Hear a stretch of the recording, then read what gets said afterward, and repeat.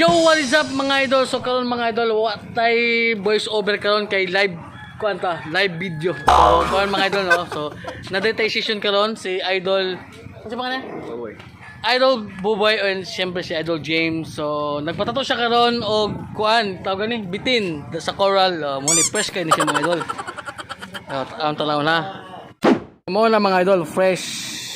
So siyempre ang atong kuan pod si Idol James. So atong tan-awon ang fully healed nga mga pila ni ka months dol? 2 months? Hindi, asi 2 months ani. Akin eh.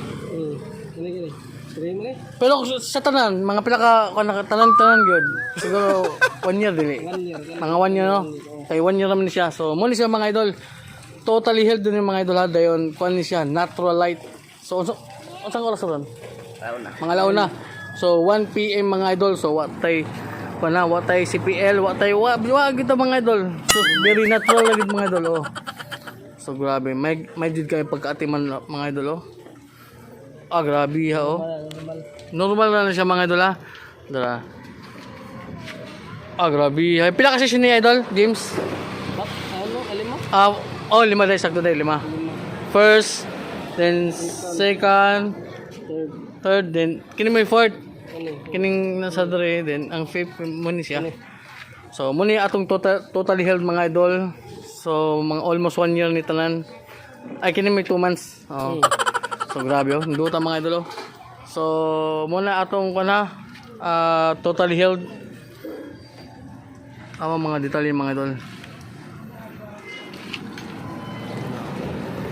Nice kayo. Grabe kayo mga idol eh. Siyempre si Idol James o si Idol Buboy muni fresh mga idol. Oh.